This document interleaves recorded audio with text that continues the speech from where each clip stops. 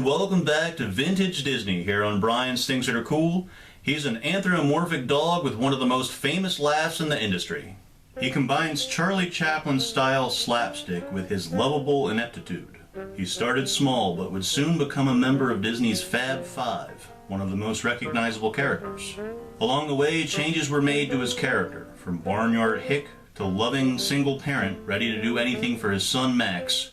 This is Goofy, a character profile. Gosh.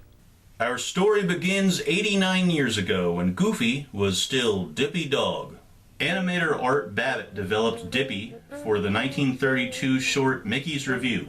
This Wilfred Jackson directed short has Mickey and friends attempting to put on a song and dance show, but continually get interrupted by an irritating audience member munching peanuts and laughing loudly.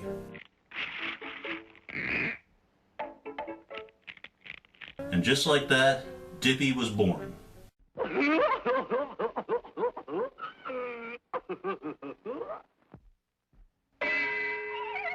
In the early daily comic strip Mickey Mouse by Floyd Gottfredson, Mickey's best friend was Horace Horsecollar, with the occasional appearance of Dippy.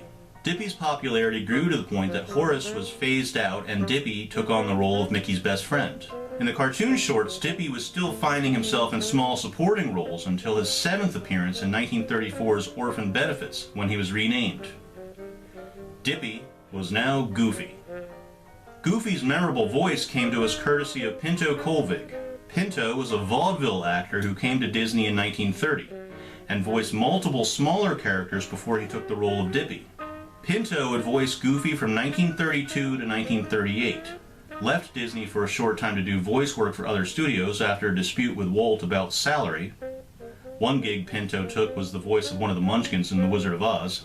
Then he came back to voice the Goof from 1944 to 1965, ending his run with 1965's Freeway Trouble, before his death in 1967 at the age of 75. His son, Vance Colvig, became a character actor himself, famously playing the homeless man in UHF. Goofy has had many voice actors since 1967, but has been voiced by Bill Farmer since 1986. Goofy would take the logical next step in 1952 when he got his own solo comic book, which eventually led to him becoming a crime fighter in Super Goof, which ran for 74 issues in 1965. As Goofy's star rose, he was often paired with Mickey and Donald, but he was able to snag his first solo cartoon in 1939 with Goofy and Wilbur, featuring him and his beloved pet Grasshopper. During Pinto's hiatus, Goofy had no voice, and so the how-to cartoons were produced throughout the 40s. These would feature a stuffy narrator explaining how to do everything from skiing, playing football, to swimming, as Goofy, attempting to be the visual aid, would fail miserably. The narrator was John McLeish, a Disney story sketch artist with a deep, resonant voice. Now a decided kick of left leg and speed, forward and high.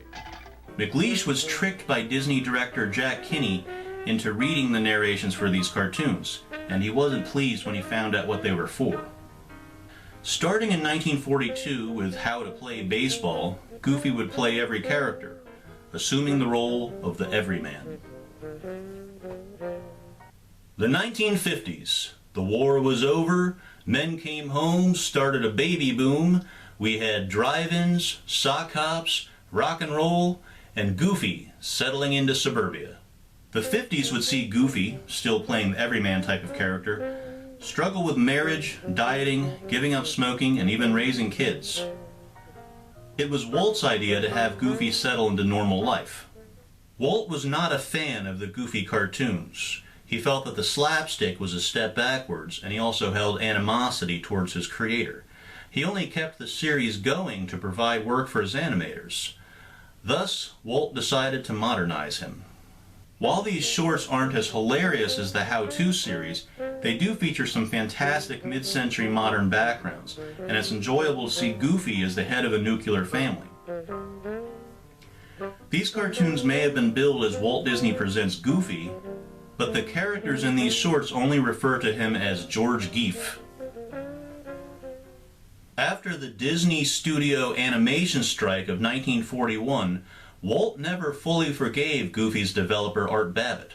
When Art came back from the strike, he found that his office had been given to a non-striker. He also found difficulty getting assignments, with Walt saying that his animation had become stiff and that he relied too heavily on rotoscoping.